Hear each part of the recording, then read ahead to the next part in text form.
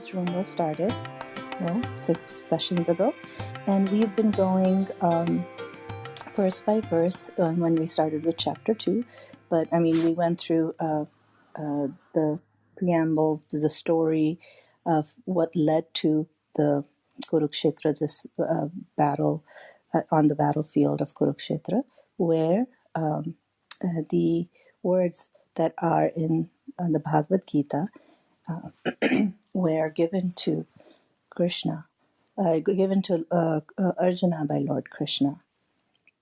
And so we are on verses 13, 14, 15, 16 today. We've gone through the other verses, and we will begin with the verses being recited by Ganpati Ji in Sanskrit, and then following that, a translation in English by Jay, and then a discussion which everyone is welcome to give their understanding and their perspectives of what they feel the words are trying to tell them and how they may apply it in their lives now.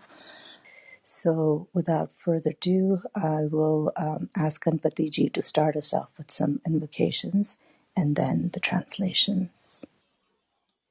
Sri Gurubhyo Namaha Harihi Om. Om Namo Vasudevaya Narayanaye Vidmahe Vasudevaya Dhimahi Tanno Vishnu Prachodayat. Sri Bhagavan Vacha Dehino Smin Yatha Dehe Kaumaram Yovanam Jara Tatha Dehantara Prapti Dhiras Tatra Na Mukhyati.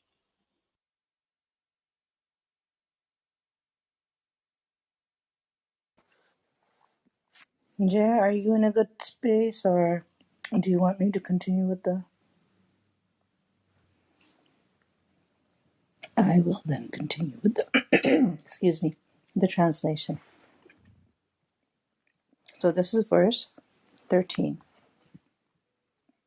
Translation is, just as the embodied soul continuously passes from childhood to youth to old age, similarly, at the time of death, the soul passes into another body. The wise do not get deluded by this. So essentially what I understand from this, as you recall thus far, it was Arjuna who, when he faced his kinmen on the other side of the battlefield, and at this point, remember that they are still in the middle, in the space in between the two great armies, and Arjuna is completely dejected, disillusioned, and has given up because he cannot imagine himself raising his weapons against his guru, his cousins, his great grandfather, and other kingsmen who are on the side of the Kauravas. He feels that he would rather be defeated this way than to live on the death of all these people who he grew up with, have learned together from, because as it was well known, Arjuna could himself have defeated any of the warriors, because he was that complete of a warrior. Yet on the battlefield, where his calling, his job, his duty is to be a warrior, to uphold what is righteous, to fight against the unrighteous. He cannot imagine himself doing that. And he gives everything up and drops his bow and at the feet of Lord Krishna, and says that he has no idea what he needs to do, what his duty is at this point, and gives up all of his ego and asks Lord Krishna to guide him. And after Krishna smilingly chides him a bit, saying that, he's this great warrior, learned person, yet he does not know what it is to be one who is on this path and can achieve moksha, that, he's allowing attachments to emotional attachments to these people who are standing in front of him to keep him or delude him, take him astray from the path of his duty. And Lord Krishna says that the wise who are ready to be completed and complete their journey and be one with the Almighty, very well understand that they do not need to lament when difficult or sad things happen, and they're not ecstatic when good things happen or happy things happen. They are untouched by both, and in that way, they are the ones who are the truly wise and in a position to move on to being one with the Almighty. So after saying that, he is pretty much saying that the soul, through a lifetime, right, that through a lifetime, can progress through a lot of changes, right? You have infancy, childhood, then adulthood, and so in even a lifetime that you are wearing this body, pretty much in this form that you yourself go through so many changes. The body goes through so many changes, and you're kind of identifying just this life with that body. And the ending of this body and the ending of those bodies is what you're lamenting. But a true wise man realizes that even through this birth, that the soul is passing through these changes. But I mean, through the changes of the body, the soul stays intact, unchanged. It remains the same. And then when this life is completed, then the soul, unchanged, moves into another body. So it's as you change clothes, you get up in the morning, you take a shower, you kind of put away the clothes from the night before, the day before, and then you don on new clothes. So a wise soul understands that and is the one that is in a position to be exalted to a position of being with the Almighty. So I have a feeling that Jay might be busy tonight. Oh, you're there. Okay. Yes, he is busy. So he will come back to us. Is there anyone I'm else? here. Oh, no, you're here. Okay, never mind. So I will give the stage up to Jay at this point to take this discussion further.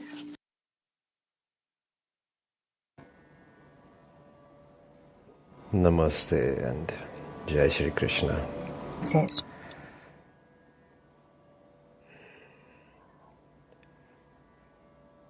So, verse 13 is basically a continuation from the previous verse, which is verse 12. And in the previous verse, Shri Krishna spoke about the individuality of the soul and how it remains intact even despite taking many births or despite taking on different lifetimes. So here in this verse, it's basically talking about two different and very important aspects, but they are interconnected.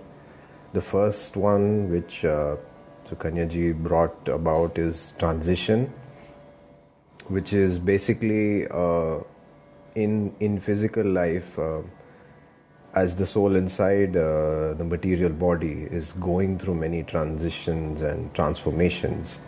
So there is you can see that happening in your life itself. There's childhood, there's youth, and then ultimately leading to old age. So you can see that the body is changing, but the soul doesn't change. It is still the same. It never gets changed or colored by anything else. So even at death, when there's a metamorphosis which takes place, so there's a change of body, there's a change in the material aspect. So you could term it as a milestone where the soul changes up the body and takes on a new body upon the next birth. So Bhishma Pitama and Guru Dronacharya, who were very noble souls, they were surely going to get spiritual bodies in their next, after this lifetime. Or at least they would, be in heavenly body form, where they can enjoy, enjoyments of material existence, which are far beyond this material existence, actually. So in either of these cases, there is no cause for lamentation, because their soul is going to continue in one form or the other. Only the matter will change, the spirit remains the same. So any person who has the perfect knowledge of this constitution of the individual soul, the supreme soul, and the nature. So nature can be either spiritual or it can be material. It can be in either forms. So such a person is termed as a Dhir Purush, or a person who is, it basically loosely translates to a courageous one, because it's not easy. It takes a lot of courage to really understand and embrace this concept of the continuity of the soul, because it is almost inborn within us that we get attached to this material world around us, and it sort of forms a delusion in front of our eyes that this material world is all that it is about. So it takes a lot of courage, or you could say dharya, to really take this on and really overcome this concept of the mortality of the human body. So such a man will never get deluded, because once you have that courage, you can go fight any war, you can practically overcome any challenge, you can practically take on anything. So in many ways, you could become like Ethan Hunt from Mission Impossible, so to say, if I were to put in a very bad example of Tom Cruise. You could become Ethan Let's say Hunt from Bond. there. How about Bond, James Bond? We see different James Bonds. Yes, you could even say that. Yes, correct. There are different avatars of James Bond, but the essence is the same. So similarly, and such a person is absolutely flamboyant and courageous. He's going to different lengths, doing different forms of stunts which a normal person would never dare to even do. But such a regular person is also caught up in the nitty-gritties of the life.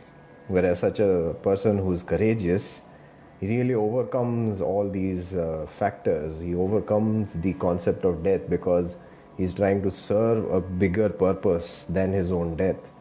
So in that ways, he overcomes it, and also is aware that he has to keep himself safe so that he can really see this thing go till the end, because it is serving a larger purpose, not for himself but for some other people.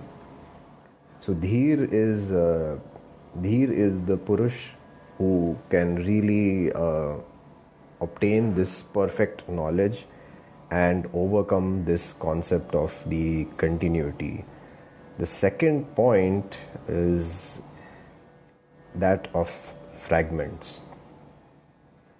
So we spoke about in the previous verse about the individuality of the soul, and how Sri Krishna himself is referring to even himself that even he knows all his births, and all he knows that he was, he is, and he will be there.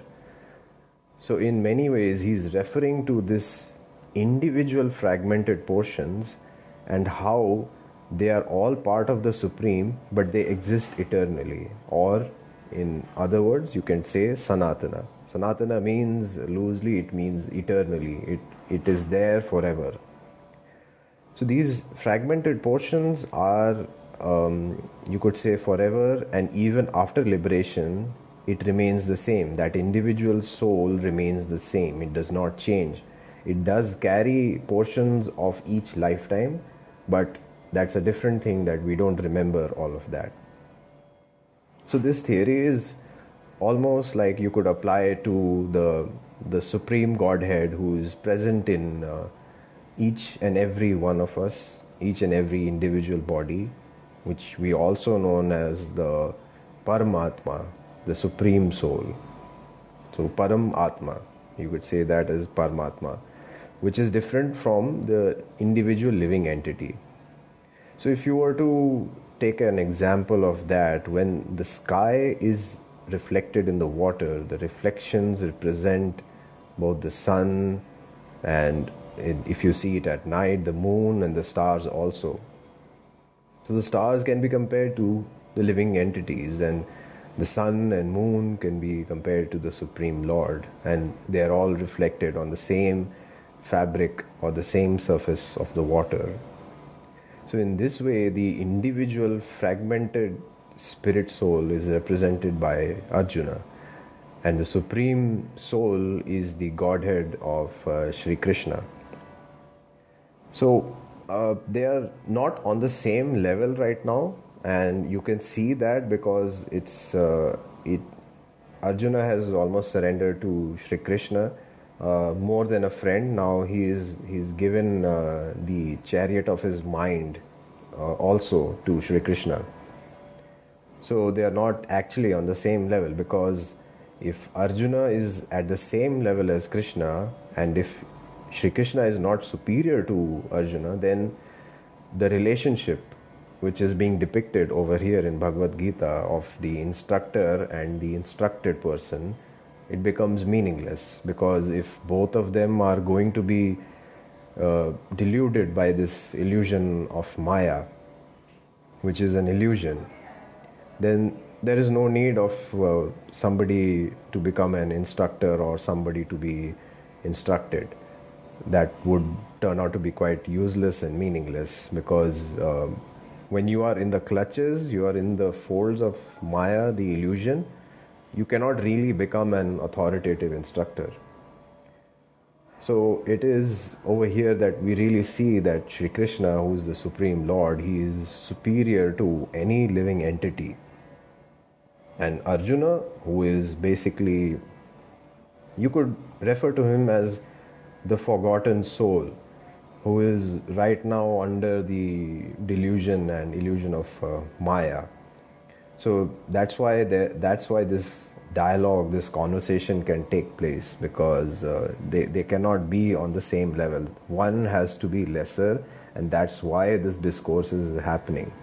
Although Arjuna over here is the supreme warrior of his times, so you can imagine he is at the pinnacle of human evolution. He is the best in every format, in everything, and he has all the skills and all the weaponries as well. And yet we see him submitting himself to the feet of Sri Krishna to really take the chariot of his mind and take it to a place where it is steadfast, and he can really take the decisions without being carried away by the emotions and by these flashback of memories. because his mind is taking him to memories and also taking him to a place which is in the far future, or in many ways it's in the near future, because he is already predicting what the battlefield will look like after the battle has ended. So his mind is already dwelling upon those topics, but he's forgetting that he has to fight the war first. And this is where Sri Krishna is really interjecting and providing him, and in a larger context, all of us, some much needed wisdom to really traverse through our lives as well. So I welcome anybody who wants to share their thoughts or anything at this point. Please go ahead. Can you hear me now? Yes, Pankaj. Yes. Okay, so I just want to add one more thing. Even when we start the Gita, so I think this was the first phrases in 12 and 13 that Krishna is introducing rebirth, like reincarnation concept into the Gita itself. So that itself is kind of very rich for me. Like even because as as the Gita lesson starts from verse 11, immediately kind of um, reincarnation concept is put into it at the start. And the second point is as you said, like when the Arjuna is not even contemplating what will happen to the war, but actually he was contemplating what will happen to the society and the woman and the children and all that stuff. So he's just predicting world will go bad if I fight something else. I just wanted to Yes. Thank you, Pankaj. Anybody else would like to share the thoughts? Can I share my personal experience on death? Yes, Nazir. Please. Okay. So, 7 years ago, I lost my brother, my real brother, unexpectedly.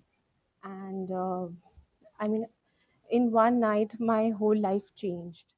And in our, when we did the cremation, and next day when we went there to take the ashes to Haridwar, so there is this Atmaram in which describes the character of the soul which was in this birth.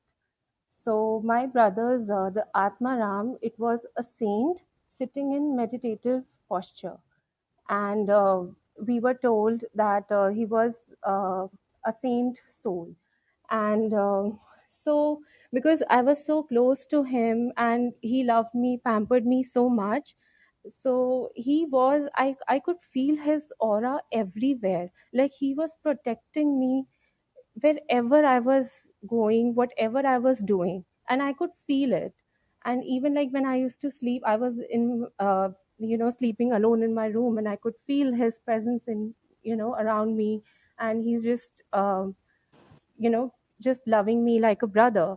And so I felt this till 2017, and every day I used to meditate and ask, Lord Shiva, that where my brother is, what he is doing. So the only picture that came in my mind was he is happy and playing in front of Lord Shiva. And now I have felt that he has reincarnated now as my nephew, because I see him as he possessed all the characteristics that my brother had. So he's just 3 years old, and he is so close to me, so loving, and so caring at this age.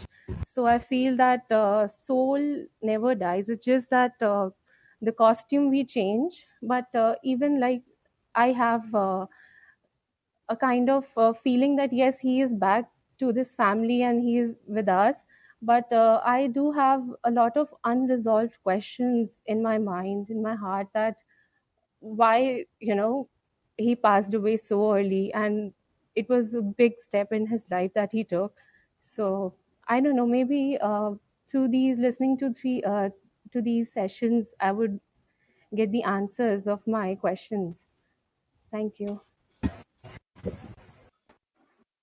Thank you for sharing that personal story, Nazar. Yeah, it's it's quite interesting, when things come up in front of us, when these situations arise in front of us. It's quite interesting that you find yourself in the shoes of Arjuna, and all those questions come flooding back again as to why all this is happening. And that's basically what we are also trying to do, in a way, trying to really internalize and not let it just be a research paper or a theoretical thing, but really trying to see where these things can become a part of our lives, because written word is just written word. You can keep it with you, you can keep it in your pockets, or you can carry it around, but until and unless it does not translate into becoming life for you, uh, that written word is basically of no use. Or in many ways, if we were to really go to the detail, the spoken word of the Lord will make no sense if it makes no actual impact in our lives.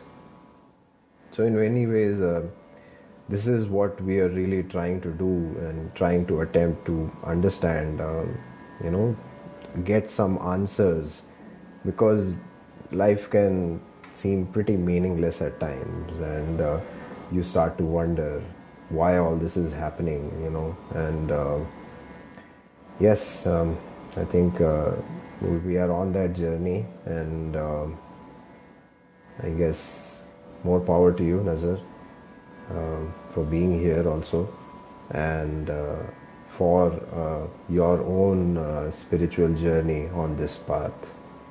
So yes, may the force be with you. And yeah, anybody else would like to go? I just wanted to say thank you, Nazar, for um, being able to share a part of your life that has pained you. You have questions about it, and and as people, as human, we have questions. We seek answers. All of life is that. It's inborn and embedded in us to learn, to seek answers. And on this journey, as we are learning in the Gita, this journey was created so possibly that we, through the stories, the little stories that are part of the big story, right, that we live, is seeking that ultimate alignment, that ultimate moksha. And with each step, each time we change costume, we get closer to that destination. And it's it is a relief for me when I read the beginnings of this message, that there is permanence to the soul that is within us, that we carry from the big moment that we are here, and the journey to understand it is, being lived in the material world. Yet we understand it also in the stillness of our being, and it it goes through ups and downs. It takes us through connections and ups and downs, in connection to other souls too. Yet, wouldn't it be nice to just be born with the understanding that all of these souls that are around us, that we come to meet in different forms, are the reflection of each other, are the reflection of that one that we are trying to get to. So, yeah. Ganpati ji, if you would take us forward. Just one more thing, right? I'm sorry. Yes, go ahead, So Pankaj. one more thing, like what is interesting about this verse is like how Krishna is emphasizing that change is permanent. Pankaj, And you're not audible. am I audible now? You mind getting closer to the mic? Yeah, just hold on. Is it okay now? Yes, yes. Yes. Perfect. Okay. So one more thing, like what was interesting in this verse is like how Krishna emphasizes that change is the permanent part of the process throughout the life. Whether you have like uh, in the verse it says like Kumaram Avastha and Yauvan Avastha and all that. So like when you're young, and then young dies, and then your adulthood begins, and then when your adulthood dies, and then your old age comes in. So like what I what uh, I kind of understand from this is like he's asking us to kind of embrace the change, and that change is permanent. Just two lines I just thought of like that I experienced when I was reading this verses in my. Yep. It's so true that what you said, Pankaj, that embracing change, that's one of the things I think as humans, I know I find difficult. And when there is a big change coming, I mean, daily changes that happen, yes, we adjust and we move on, we're flexible. But when there's a big change, like I would, I'll give an example of my own case. I was doing my residency in pathology. I was halfway through. I just needed 2 more years and I would be a full-fledged, board certified pathologist. But I had to take a decision whether to move from Vermont, which is about 5,000 miles away from where I am now, because that's where my husband moved after his training was over.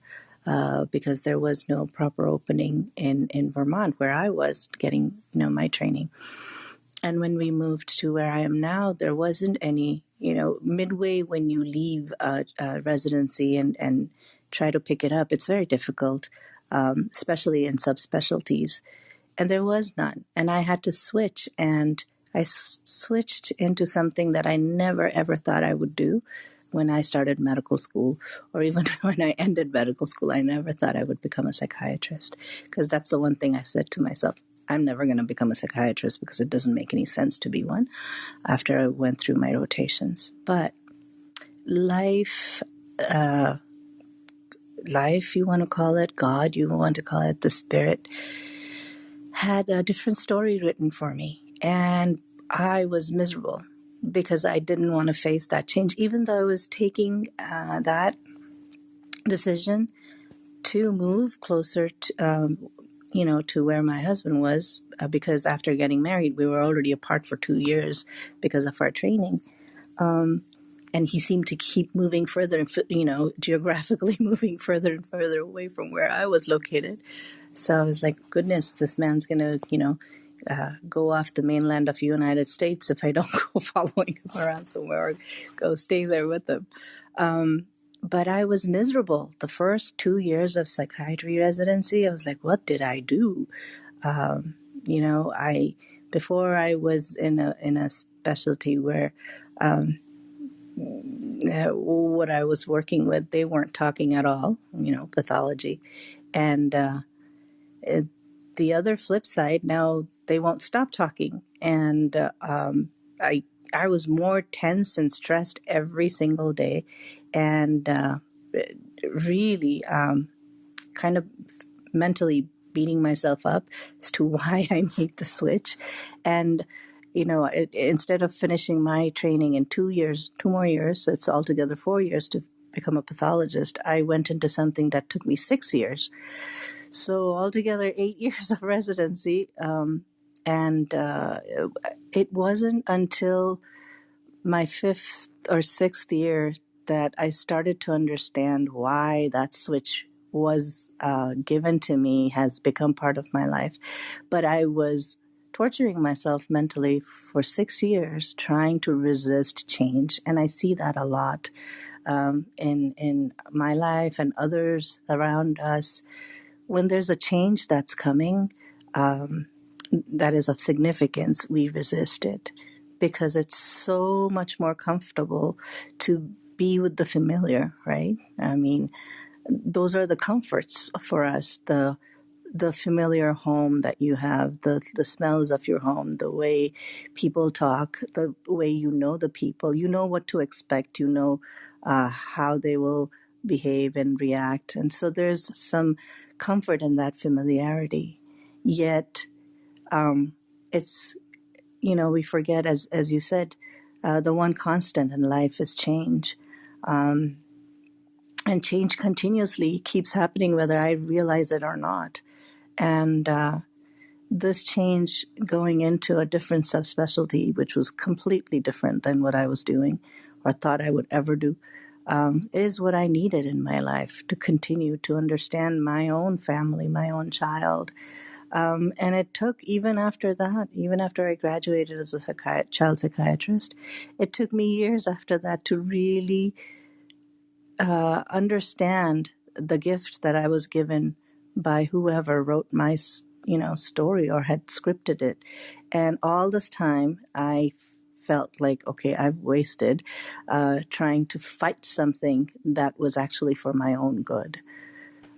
So I just wanted to share that, because sometimes change is constant. It's going to happen whether we recognize it or not.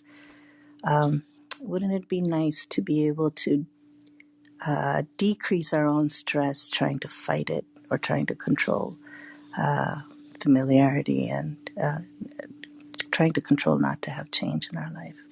It doesn't happen that way. So I will stop there. Kanpatiji, would you take us forward? Chapter 2, verse 14. Matra sparshastu kaunteya शीतोष्ण सुख दुःखदः आगाम पायिनो नित्य तास्ति तिक्षस्व Bharat.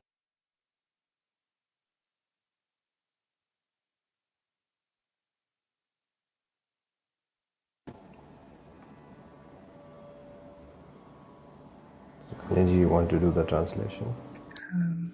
Okay. So in verse 14, Sri Krishna continues speaking to Arjuna, saying, O son of Kunti, the contact between the senses and the sense objects gives rise to the fleeting perceptions of happiness and distress. These are non-permanent and come and go like the winter and summer seasons. O descendant of Bharat, one must learn to tolerate them without being disturbed. So here he's again talking about the permanence of change, and how our senses are what, with our senses, what is received, and then how we interpret that in the mind is how we come up with the understanding of happiness or sadness or frustration, anger. But all of these are just momentary things, but we get caught up. We get so caught up in that. And it's non-permanent, just as non-permanent as the seasons. I mean, the world around us, it goes through its changes, whether we are willing for it to happen or not, or we are ready for it or not, or we want it or not, we like it or not. Lord knows in Arizona, I always think the summers are extremely hot. We just went through a heat wave, and last week it was 116 degrees Fahrenheit in the middle of the day and the late afternoon. And every time you step out of the house at night, it feels like you're sticking your head in a warm oven. even after the sun goes down, because the heat is just kind of, you feel it from the road. If you go for a walk, you feel it radiating up even at night.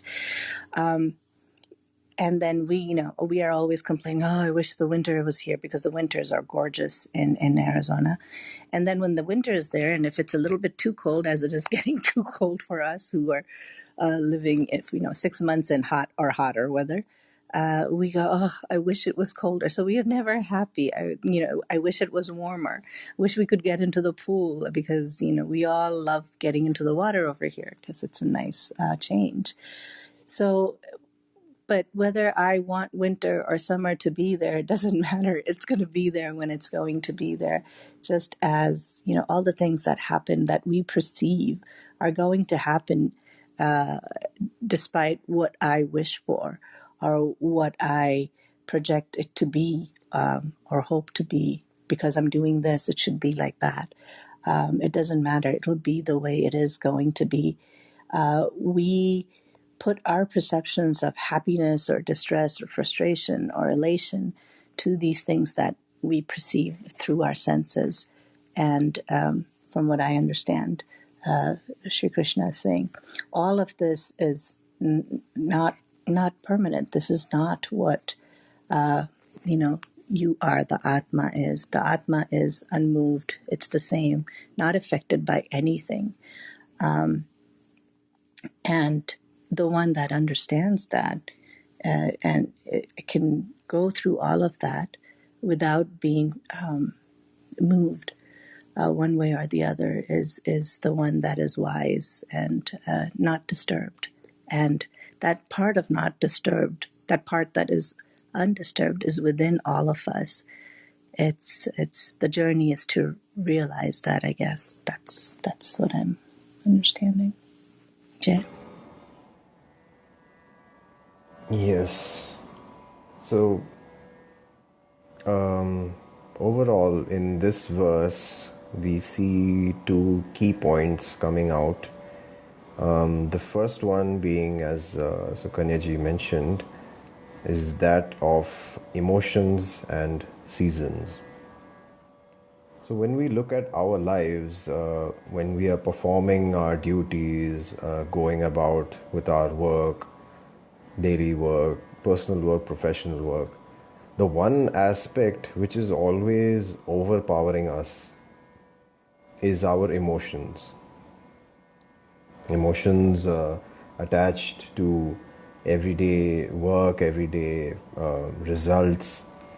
And due to these emotions, which actually can vary on day-to-day basis, or sometimes it's, you could say during the pandemic, the emotions are fluctuating at a very critical level, if I can say, on an hourly basis, or probably on minute-to-minute basis as well.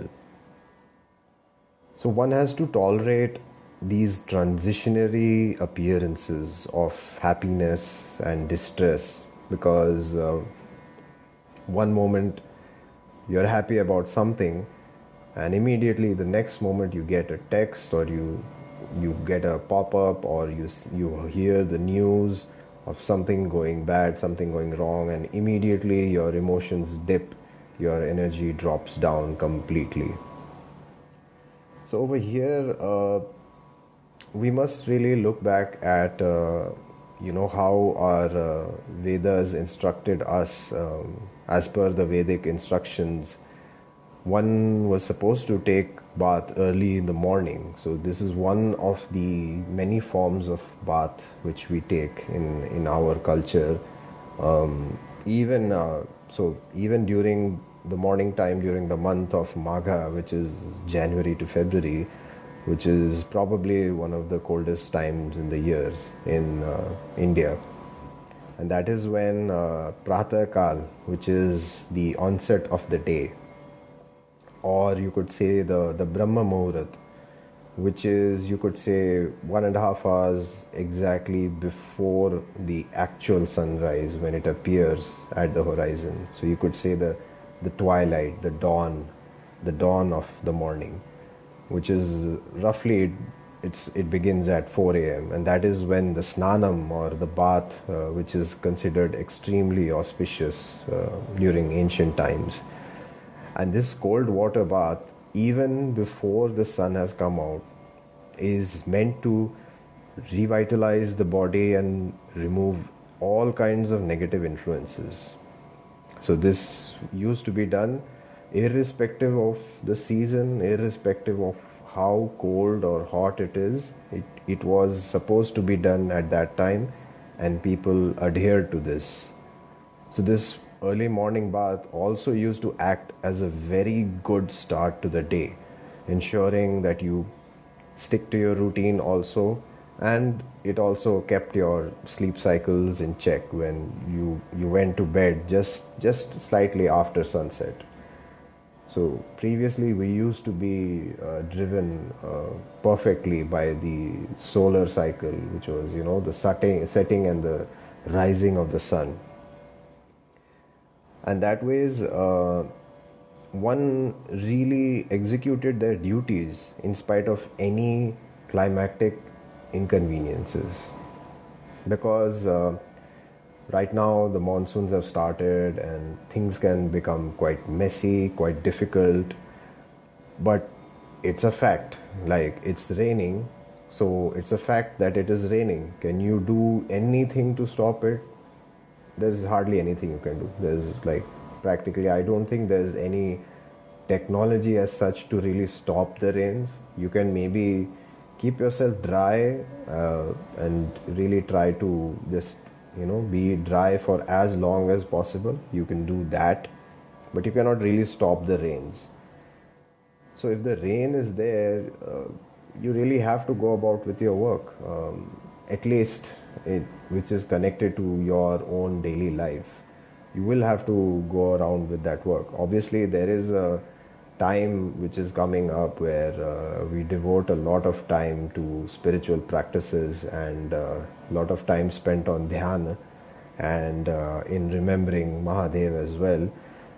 But even that itself is also a duty and also an action, also a form of karma which you're doing. So all these seasons keep coming and going. And if you really pay very close attention to your own personal lives, and if you can just, take a notebook and just jot down, you'll see that all forms of emotions keep coming and going. So when we really say that we want to pursue happiness, happiness is also an emotion. It comes and it goes away. So that way is all forms of emotions keep coming and going away. Just like how the clouds come during the monsoons, within seconds they're gone, they again come back, again they're gone. The sky keeps changing. The divine is painting a new canvas practically every breath we take. So when that is the reality, when that is how seasons are and that is how our emotions are, then what is the point in this attachment to these emotions? Why are we really getting attached to it? Obviously there is something else at work over here, because even if you use your intellect, or if you use beyond your intellect your wisdom, or what I refer to as tark and vitark. So tark is your logic and vitark is going beyond your logic. Even by those principles also, one should not be getting affected by the emotions. And yet, here we are, all of us, getting swept away by the river of emotions and really going in the full flow of that river of emotions every time and again, and it happens every time. So basically, it's all about taking that stand, taking that decision, taking that steadfast behavior that come what may, I'm not going to get moved by anything. And when I say not being moved, I'm not saying that you become a rock and completely stop moving at all. Because if you remember, the trees which are the most strongest or the most immovable during a storm, those trees get uprooted pretty quickly. You have to sway with it, but Yes, you have to return back to your original state. Emotions have been given to us to really feel this human life we have, feel the subtleness, the nectar of life which lies in all these emotions, not to be swept away by it or not to be attached to it. You cannot really be attached to one form of emotion for more than few minutes, or at best at least an hour. Because if you really go and try to see holding on, like I'm saying, pure emotion, like just try to continue laughing for 10 minutes. I'm talking hysterical laughter. Just if you continue laughing hysterically, you're going to choke pretty soon. And a small glimpse of that you could see in the movie Joker itself. If I were to give a very simple illustrative example, you can go and see it for yourself. He has a condition where he is laughing uncontrollably, and after a while he starts to choke on his own breath, because when you're laughing your breathing stops almost, pretty much like a sneeze. When you sneeze, your breathing stops. So I'm just trying to point out that any form of emotion, pure emotion, you cannot really hold on to it. Our bodies are not built to sustain that kind of pure emotion at all. Which is why, if you look at infants, they barely hold on to any emotion for even less than a second. They change their emotions immediately, and they don't even feel bad about it. I mean, if you anger them or enrage them, the next minute they are back to being happy, and they're back to being good with you and being your best friend and all that, and they have forgotten all that happened previously. But the problem is, we have started attaching ourselves so much to each and everything which is happening to us that it is rendering us almost immobile. And so, similarly, Sri Krishna over here is really illustrating to Arjuna that to fight, to wage a war, is one of the key principles of the Kshatriyas of that time, because they were given the duty of protecting the people who needed protections, or protecting the unprotected, which included practically everyone. And so, even if such a Kshatriya, a warrior, has to fight with some friend or relative, then they should not deviate from their prescribed duty. Because once it is established that the other side is working on the principles of adharma, which is going against the principles of existence and principles of furthering the society, then you should not look at any relation. You should just see it as the other side and fight. So in that order, they have to really follow the prescribed rules and regulations of dharma. And dharma over here is principles. Dharma is not the modern day context of religion we are talking about. These are principles based on which people used to act during that time of Mahabharata. And so somebody who is going by this process can rise up to the platform of knowledge, because it is only through knowledge and devotion to that knowledge and to everybody around us can only we liberate ourselves from the clutches of what we can term as Maya, or the illusion all around us, which is some form of a matrix which has been set aside for us in this life. The second aspect, the second point which Sri Krishna brings about, and which is basically being brought about actually multiple times throughout the Bhagavad Gita by Sri Krishna and also by Sanjaya. So both the narrator and the speaker, both of them bring about these references of lineage. So the second point is the lineage, the two different names which is used to address to Arjuna. They are also significant, because When Shri Krishna refers to Arjuna as Kaunteya, he's signifying his blood relation from the mother's side. And when referring to him as Bharata, which is many generations above him, Maharaj Bharat, about whom we spoke about in our previous session, after whom our country has also been named as Bharat. And taking his name, it signifies the greatness from his father's side.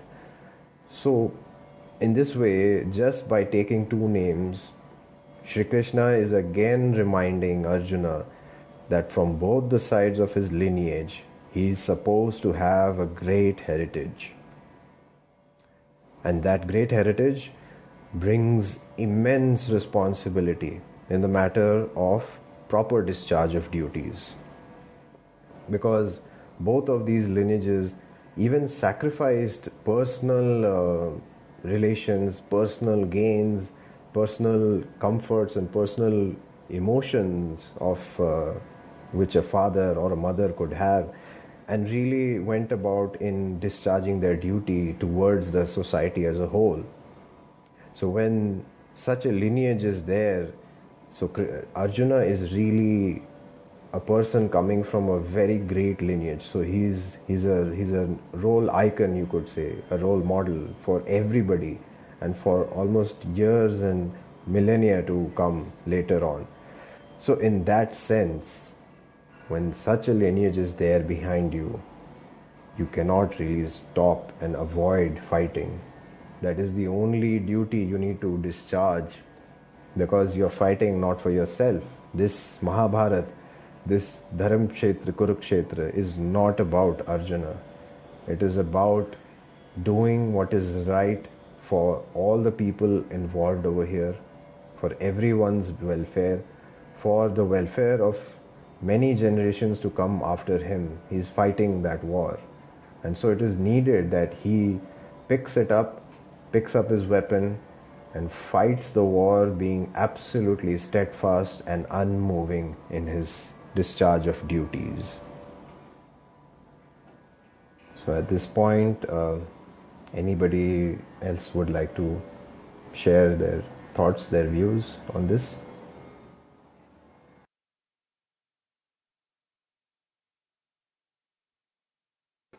Oh, hi. Can you hear me? Yes, Pankaj. Yeah. So, uh, very beautifully explained by you. Thank you for that.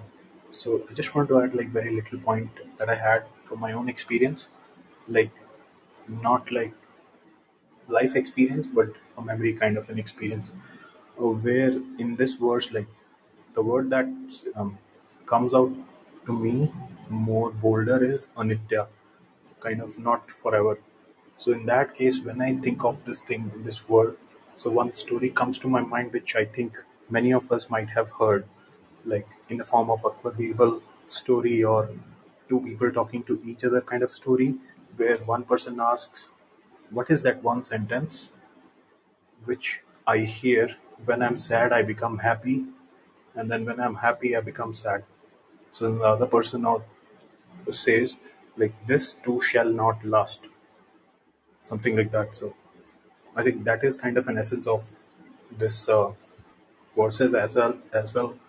Like it says, nothing, nothing like which is generated by the objects can last. Like whether it is pleasure, weather, and all that stuff. And then, so what Krishna, I think from this is saying that, like the first person when it was saying, like from sad to happy and happy to sad. So the person should not, if he becomes kind of a wise, he should not kind of feel anything towards this because it's all temporary. Thank you.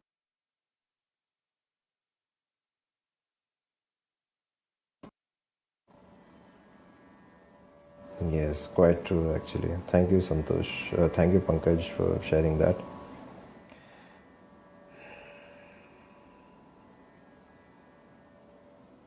Anybody else would like to share the thoughts?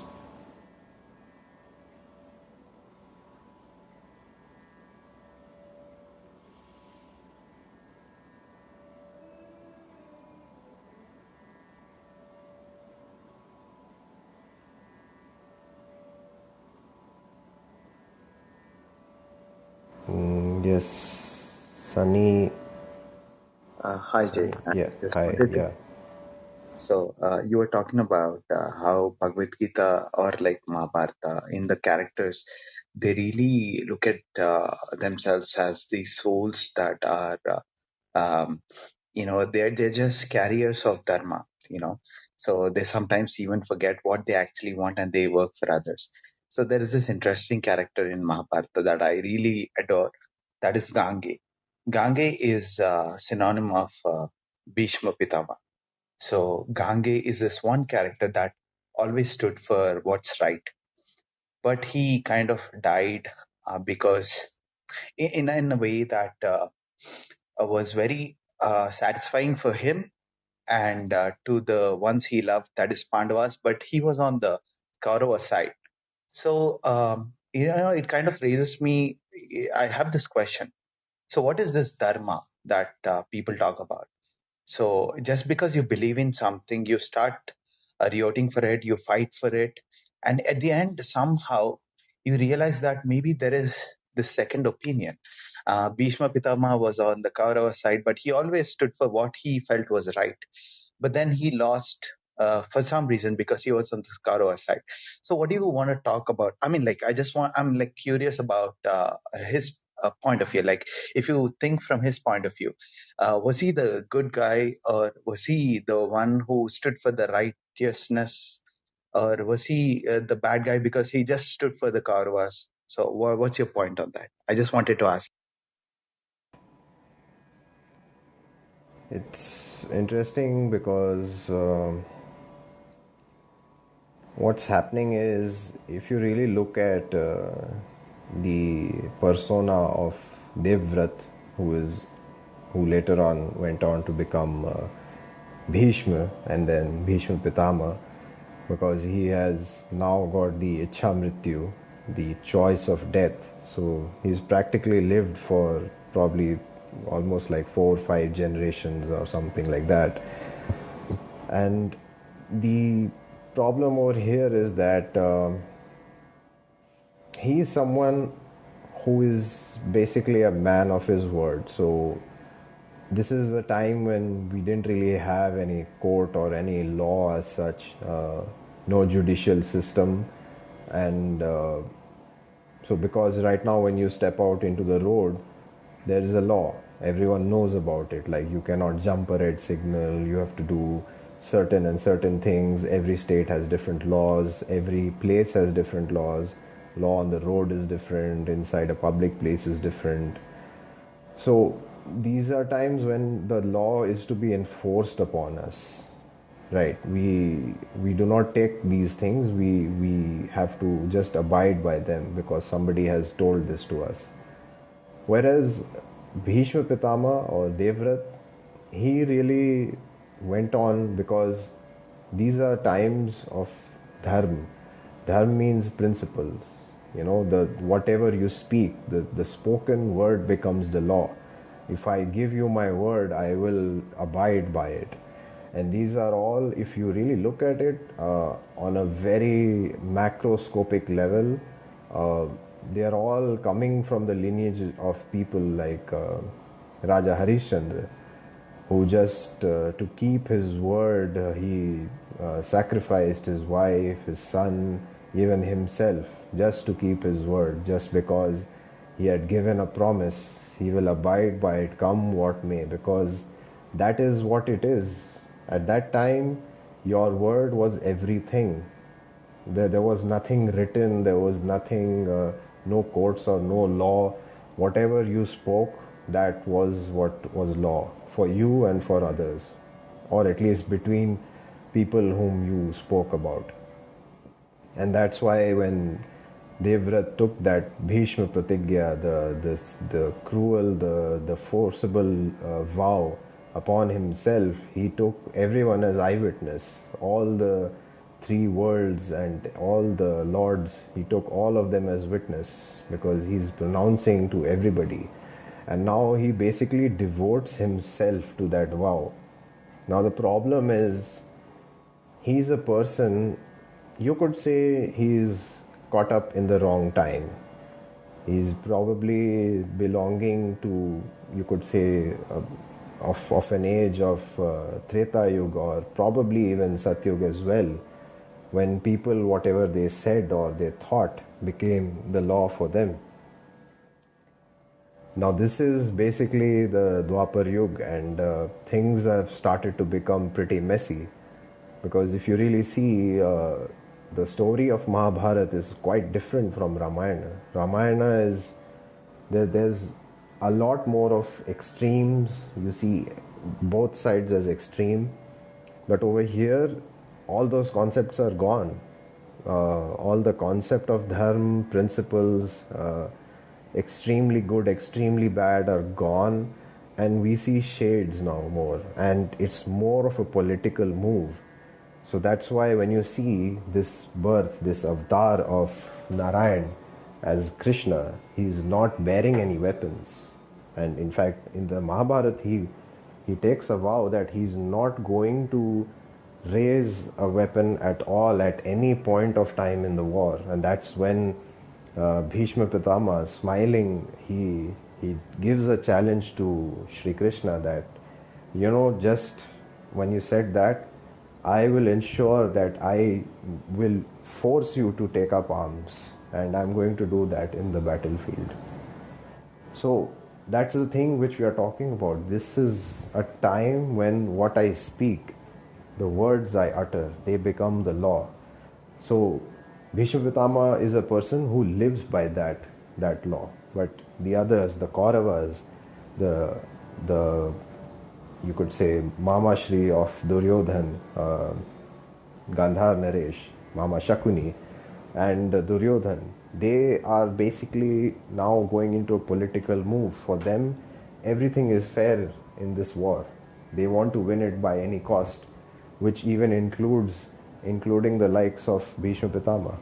Because at the beginning of the war, Duryodhan never wanted him to become the commander-in-chief of the Kaurava army. He wanted someone close, somebody like Karna or Ashwathama, to become the commander-in-chief. But Gandhar Naresh, Shakuni, he knew that if he did such a move, with Bhishma Pitama being alive and present there, if he were to choose anyone else, that would exclude all the armies and all the allegiances of the people who favored the kingdom of Hastinapur, for which they were fighting the war. So basically it was a political move, and Shakuni knew about the vow which Bhishma Pitama had took, and he knew how righteous he was. So he just used it, he manipulated it. And now Bhishma Pitama, he cannot do anything, because since we just spoke about it, he is a person who stands by his word, come what may. He will even want to die. He will just choose his death right then and there, but he will not go against his word. Whatever can happen, whatever, even if planet Earth were to disappear, he will not change his word. So when this fact is known to somebody like Shakuni, he's using that thing against him, and he knows he has to bow down his head and come and join the army. So he's basically playing a very political move over here and using the allegiance of a strong warrior like Bhishma Pitama, who is practically indefeatable. Nobody could really defeat him on the battlefield. Not even his guru could defeat Bhishma Pitama. There was a battle between Parshuram and Bhishma Pitama, which even lasted longer than the Mahabharata war itself. And in the end, he basically overpowered Lord Parshuram. But eventually the sound in the sky said that if you were to strike this arrow right now, that will be a huge disservice to your guru and to the teachings which he has given you. So please take it back, or you walk away after that. So Bhishma Pitama, he just willingly obliges. He turns his chariot away and accepts going away from the battlefield, which raised his stature even further in the eyes of his guru and everybody else. So he's a person who's being misused by the army, and he has no option. He has to fight from that side because he is bound to the throne. Anybody who comes with a purpose of taking over the throne, he has to abide by it. And the person who is sitting on the throne, he is seeing the vision of his father in the face of that present ruler. So he has no escape from this. He has to fight it from that side. Yet I feel that and I'm no one to speak of Bhishma Pitama, what he did was or was not correct or not correct, or righteous or not righteous. Yet in the tacity that he held his word to, that he was going to be abiding by that and not change from it,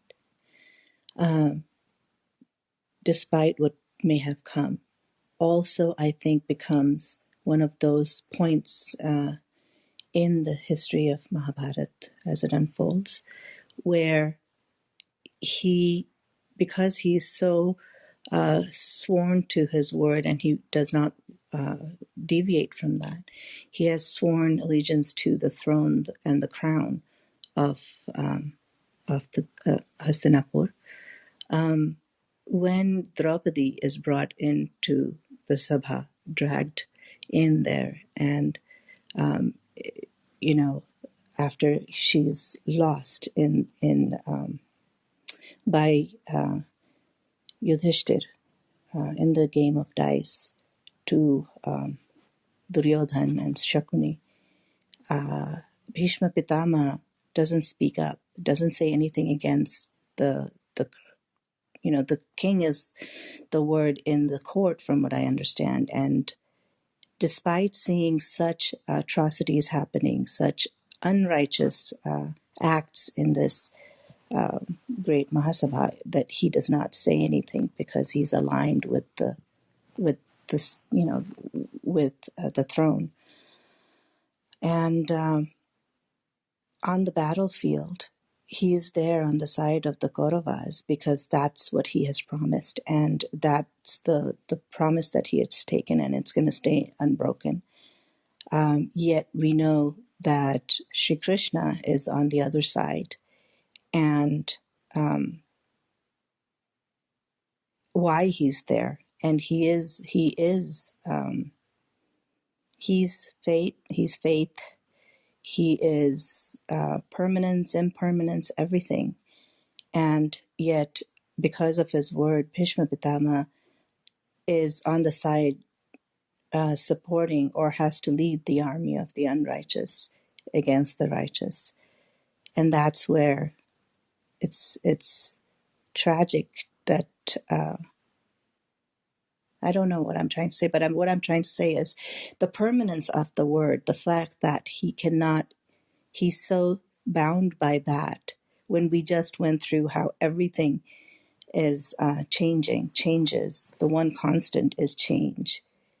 So does that mean that if we have promised something, if you realize that in the whole of your life, if the situation has changed and now something else is more appropriate and correct, should you then also change your previous spoken words to adjust to what is righteous and what is not?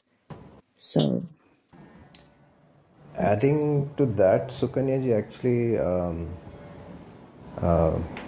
if I can add to that, he's actually saying that not about probably changing the word, but he's saying don't take a vow when you don't know what the results are going to be. And this is a thing we see throughout the Mahabharata battle, people taking up vows without any foresight, without any thought, and they just take up the vow. Arjuna takes up a vow of practically the next sunset, or else he will self-immolate himself. Bhimsen takes a takes a vow I'll tear apart Dushasana's chest and drink the blood from it. And there are so many vows. Everyone picks up somebody or the other to take a vow, and all these vows, they always cause problems every single time. Even if we go back many thousand years into the story of Ramayana, the the crucial point, the entire narrative, the shifting of the narrative in Ramayana happens due to Maharaj Dashrath giving two boons to Maharani Kaikeyi. And it is exactly at that critical juncture where Maharani Kaikeyi uses those two boons to first make her son Bharat the king and then banish Lord Ram for exile. And again, Maharaja Dashrath, in the heat of the moment, he didn't know. He just gave the boon just like that, trusting that it will be adhered to and it will be used for a good cause. But he never knew what was about to come. And that's what Krishna is saying, like, don't try to really extrapolate yourself. Don't try to look at results. You cannot really predict what is going to happen. So don't say something which is going to cause you problems later on. And he says that to Bhishma as well later on, that you never knew that this vow is going to be the downfall of everything, because it was the very reason he took that vow that all this thing happened. If he had not taken it up and had he been the king, he would have been the best ruler and a just ruler of that time, and none of this would have happened. But then that's the entire point. Then the Bhagavad Gita would not be happening if he had not taken that vow. Right. And So, yeah. exactly, because it is written to happen, it will happen. But the other side also, the other side of it, I sometimes think when I would listen to the story leading up to this point, but leading up to that point in court where Draupadi is dragged in by her hair, by Dushashan. Is it Dushashan who brought him in? Yes. Yes. Yes, right. I was ordered by Duryodhan. Duryodhana and Right, brought. right. So when Bhishma Pitama as Devavrat had taken the vow to always protect the throne, the sanctity of Hastinapur, when you are seeing your kingsmen in the court doing such unrighteous acts, if you are there to uphold the sanctity of the court, do you speak up then? So it's like I take it as I was talking to another group in Sindhuja's group the other day, and I was saying that there was a young man who came from another room and said, I spoke up in a room where I saw that there's this young man was really kind of passing his limits in trying to talk to a young lady, and she was trying to ignore him, and others were just kind of sitting there listening on. But I couldn't help myself. I had to speak up and say, back off. And, so other people had some, choice words to say that, against that, or for that. But that's the thing is what is your, there's freedom of expression and all of that we talk about these days. Sorry, I'm in the kitchen while I'm talking. What do we do at this point when you see that things that are not right are happening around you, whether it's the popular belief or not, whether it's been normalized by what society is doing now or watching on TV or this or that, whether it's normalized or not. But if you know at the core that this is not right, do you speak up, or do you become, passively part of that wrongdoing? And so that's a dilemma. Hi, Anya Jay. Hi. Yes, Karthik. May I speak up? I'd Yes, like yes. Sure. to share my thoughts. So, a couple of things about Bhishma Pitama is one of my favorite characters from Mahabharata. He was a Mahayogi, and I think Sunny it was. He talked about two things. One was dharma, and the other one was Ichamrityu. So Ichamrityu is not, something where someone descends from above and they give it to you. You have to work on it. So Bhisham Pitama, he was a brahmachari, he was a celibate, and he worked on working towards his Ichamrityu, which means he mastered his energies, his mind, his emotions, and his body. So instead of procreation or using his creative energy, he directed it towards ascension. So they call it, Karthik, you're cutting in and so which out. Your means you connection direct your is not. energies towards your crown. Karthik. We Oh, cannot I'm hear sorry. you Can because you? you're cutting in and out. Yes. Can you hear me now? Yes. Yeah. Can you hear Can me you now? Can you? repeat your? Yes. Yeah, yeah. Okay. So can you help me with where did you lose me? The last part what that I said? Mm-hmm. Jed, do you recall? Ichamrityu should be on that. Ichamritu after Yeah. that, yeah, after that one. Yeah, so Ichamritu essentially means for someone like Bhishma Pitama, that he would be master of his energies, his mind, his emotions, and his body. So he worked towards it instead of using he was a celibate, so instead of using his energies for procreation, they call it Urdhvareta Bhava. So he used his energies towards ascension, directing it towards the crown. So he was considered a Mahayogi, and he was believed to live more than 350 years. The other part is dharma. So dharma essentially means the sense of duty. And in those times, in the times of war, it was very, very difficult to live up to your actual dharma, because imagine if you're in an army of A and you're a statesman, and you're leading a cavalry, and in the army, in the opponent's army, you have a son, or a nephew or an uncle who's fighting. And so now, what is your dharma?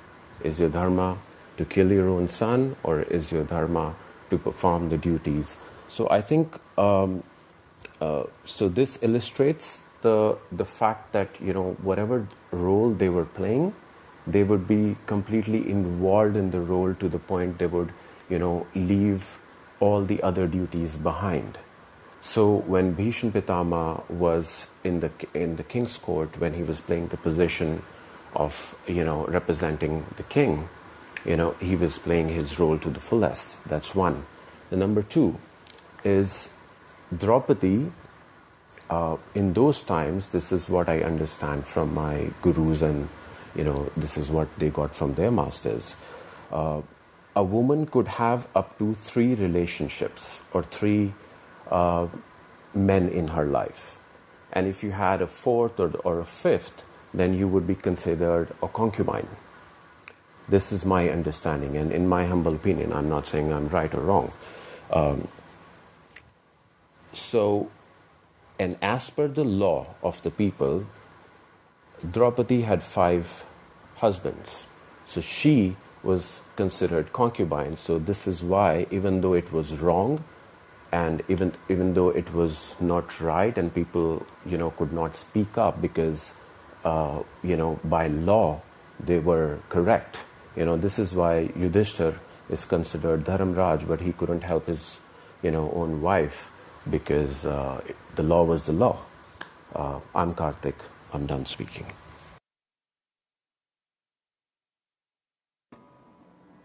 Yes, So, thank so you. in those days, sorry, I guess this is a point that I always kind of struggle with. Sorry about that, cutting you off, Jay. No, no, I was Karthik, just saying a valid point. Go ahead.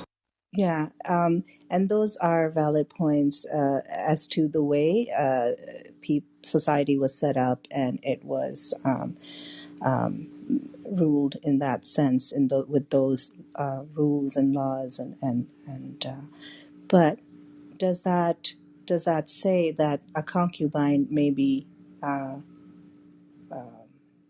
disrespected or insulted? Despite being a concubine, she was still a queen, and whether you're a queen or not, is it okay to ever do that? I mean, why else would, I mean, there's stories, backstories to why Krishna was there, and why Draupadi then gave everything up and just prayed to him for saving her, and he did.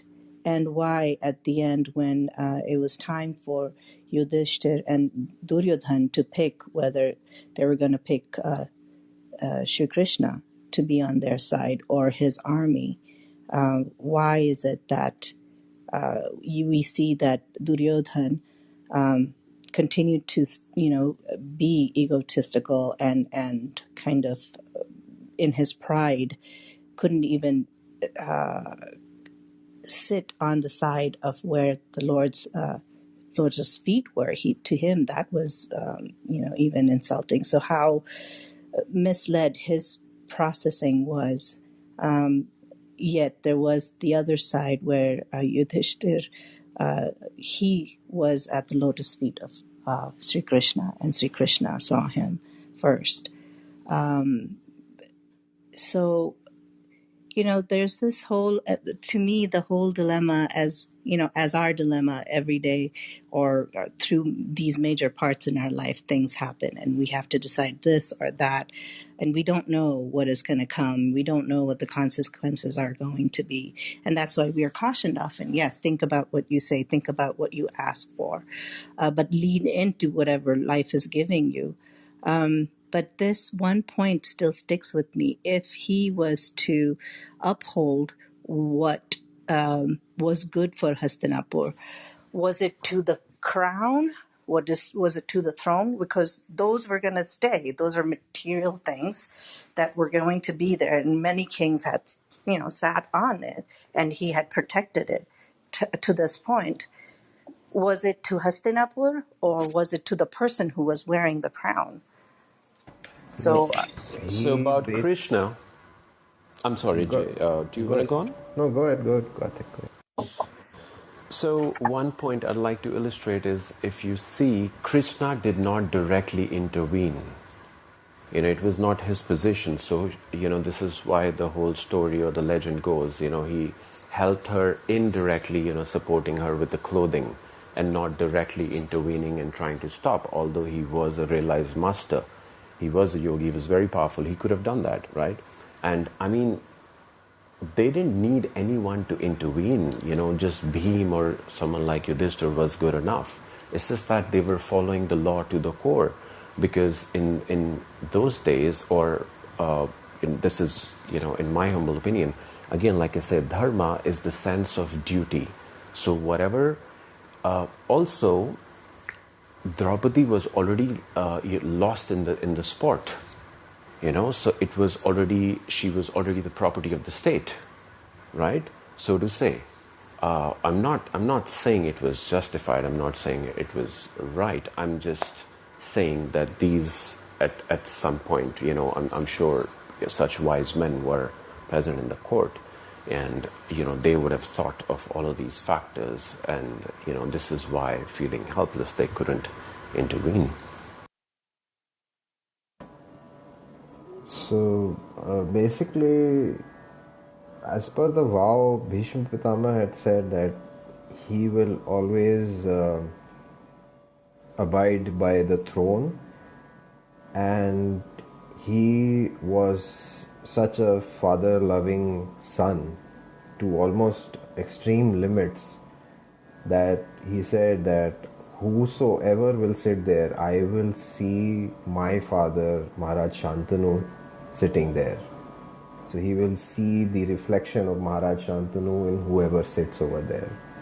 So you can see right in the wording of his vow and promise, you can see there's a huge fallacy, because now with the yug changing, with the years passing by, anybody could come up and take full advantage of this situation and really put things to the test, and which is basically what happens over there. And we must remember that it's difficult to imagine it, but yes, if we can just try to visualize sitting in the court of Hastinapur with the king Dhritarashtra sitting at the head, and we must remember that Shakuni was so political that he didn't send an invite. He got the king to send the invite to Yudhishthir. And Yudhishthir, also being the son of Dharm, he's the Dharmraj Yudhishthir. He said he knew that this was a political move. It was a move to gain motive and advantage over them. But he said, I cannot do anything. It's an order by the Maharaj himself, who is our elder father, and we have to abide by that. It is difficult to imagine this in today's time, which is why we have a tough time in, gulping this down or accepting it, because at that time people worshipped their parents, or in that sense even the elder father, or whom we refer to as the Bade Papa. So all those elders were next to, or probably even elder than God themselves sometimes. If you look at Ramayana, the story of Ramayana, for Sri Ram, Maharaja Dashrath was everything. Whatever he said, he bowed his head, did a namaskar and said, yes, it will be done. That's it. Regardless of what the request was. If it is being said, he just followed it. That's all. No questions asked, nothing, no emotions expressed. He just went about with his work. And that's the thing which we can't understand right now, because we are in a different age and those concepts have almost diminished, or I could say, for better words, vanished almost altogether. So it is difficult to understand that, but when the king is sitting there in the court, it is his court, as he will decide what is going to happen. If he says a yes, it will be a yes. If he says a no, it is a no. So everybody is abiding by that. And Yudhishthir, he is also a king of Indraprasth. So he's a Maharaj himself. And he's the eldest brother. The eldest brother was also considered as next to father, the fatherly figure. So all the brothers had to abide by what Yudhishthir was saying or doing. They had no other choice, even if they wanted to. Even if they were filled with rage inside, they could do nothing. They were all abiding by the concept of, you could say, so-called dharma of that time. But this was at the juncture of changing of the yug. So you can see that politics is rising up pretty much, and Adharma is that's rising where, up. yeah, so there's this imbalance happening of dharma and adharma, and which is why you see Shri Krishna, he's coming without arms, and even in the Gita itself, he refers to himself as Shastradhari mein, he's Ram, the one who bears weapons, he's Sri Ram. So he is himself referring to himself as, like, in that yoga, that was the yoga of weapons. So I had to bear weapons during that time. This is not the yoga for that. I have to speak and get things done. So actually what Karthik is saying is right. He is doing things indirectly.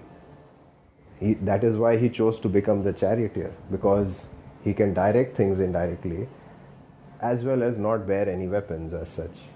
So he's got both the things sorted out that ways. Right. And it's a very interesting proposition there. That part is absolutely yes, like as both of you said. But the reason the battle happened, it was dharma. It was the battle was about the righteous fighting for the values, to correct the values, to put the balance back again, right? So it was against adharm that they were fighting. Who ends it at the end? Was it Kunti, or who came in and I forget that part of the Mahabharata. Dhritarashtra's wife, I think. Who? What? I can't hear you. Pankaji, it's very unclear what you're saying. It's cutting out. Can you hear me now? No, Not not really. really.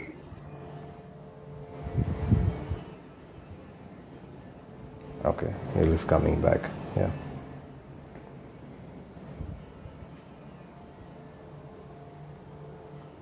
I also think that we should probably stop at this verse and then let the other one roll into the next I would session. like to add Oh, Karthik's point.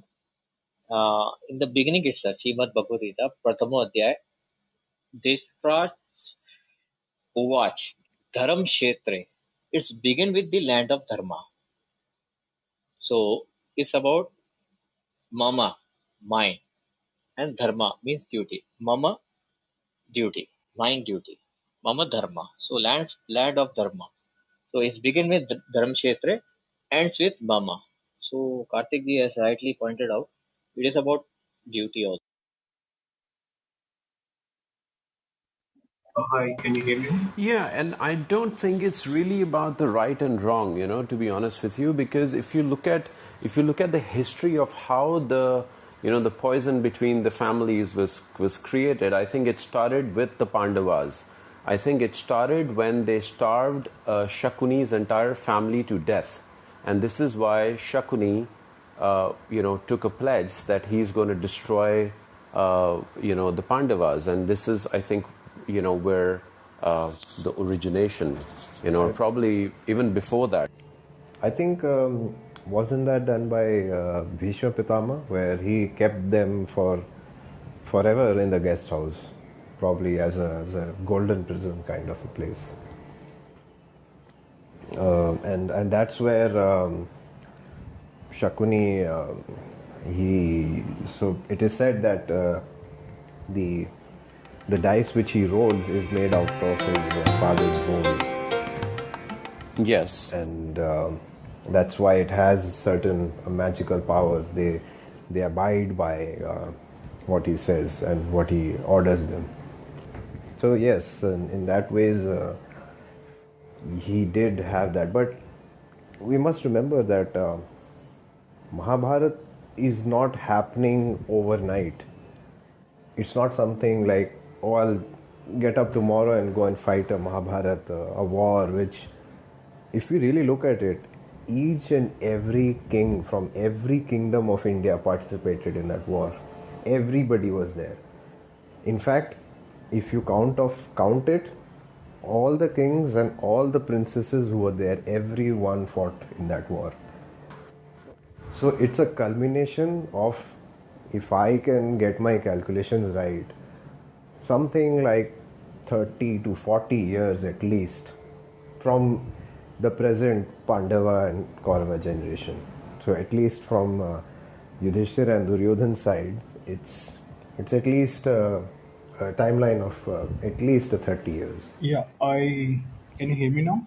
Yes, Pankaj, yes. Yeah. So I think to the Karthik's point, like, I think one thing is I have heard like many versions of Shakuni becoming why he is, but yeah, to his point, like the version he's referring to uh, happens with the Kuru Vanshi and not the kind of uh, Pandus, and that's when he kind of takes a vow to break the family within, rather than kind of uh, rather than like Pandavas had anything to do with it.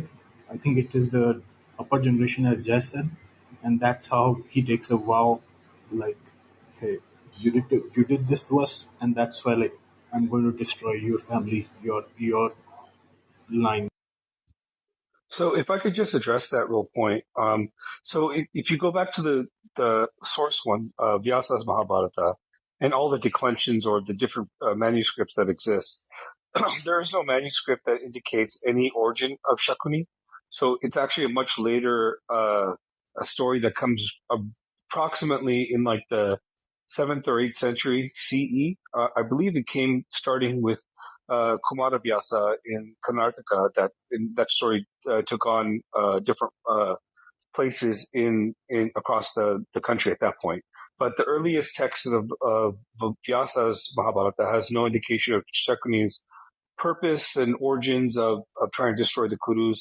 I think the larger story is that we can infer from the Vyasa's Mahabharata is that Shakuni merely came with Gandhari as her protector, her brother, as a minister to the region to help with the Kuru kingdom because of the alliance, the Gandhara kingdom was now quote unquote vassal state of the Kuru Empire, and that's why he was there. There's no ill intent of Shakuni inferred in the Mahabharata, Vyasas, that to say he was there to do anything to destroy the Kurus. So I think that's a much later interpolation. And it's a story, but it's a much later one it's more colored by regional variation. Yes, exactly. That's what I was trying to figure. Like, this is again like from the local stories. Like, I kind of have heard like various versions. Thanks, Mukunda. Like, plus.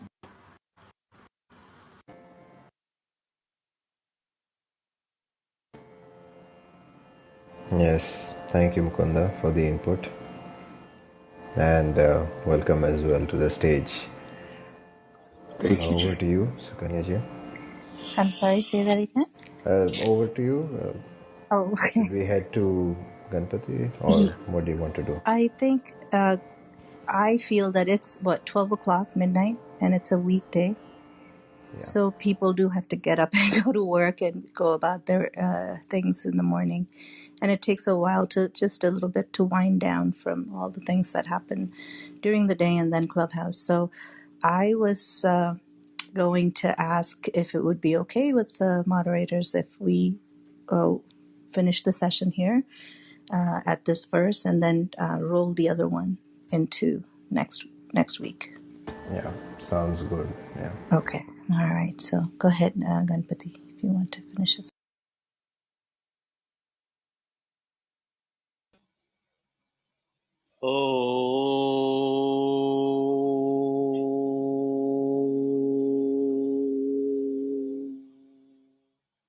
श्रीगुरुभ्यो नमः हरिः ओम् शन्नो मित्रशं वरुणः शन्नो भवत्पर्यमां शन्नो इन्द्रो बृहस्पतिः शन्नो विष्णुरुक्रमः नमो ब्रह्मणे नमस्ते वायो त्वमेव प्रत्यक्षं ब्रह्मासि त्वामेव प्रत्यक्षं ब्रह्म वदिष्यामि इदं वदिष्यामि सत्यं वदिष्यामि तन्मा भवतु तद्वक्तार भवतु अवतु माम् अवतु वक्तारम् ॐ शान्ति शान्ति शान्तिः सहना भवतु सहनौ भुनक्तु सह वीर्यं करवावहै तेजस्विनामतीतमस्तु मा विद्विषावहै ॐ शान्ति शान्ति शान्तिः नारायणाय विद्महे वासुदेवाय धीमहि तन्नो विष्णु प्रचोदयात् ॐ नमो भगवते वासुदेवाय ॐ श्रीगुरुभ्यो नमः हरिः ओम्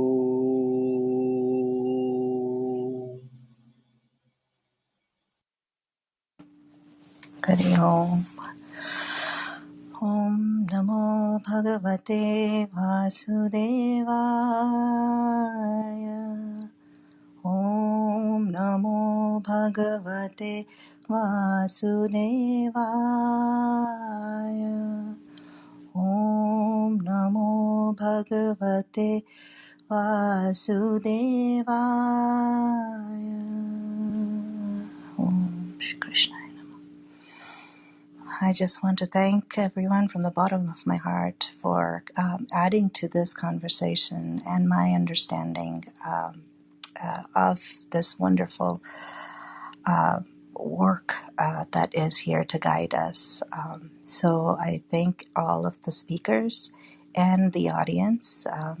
We will again be doing another Gita room and getting together in a week's time on Wednesday. coming week and continue from the verses where we left off.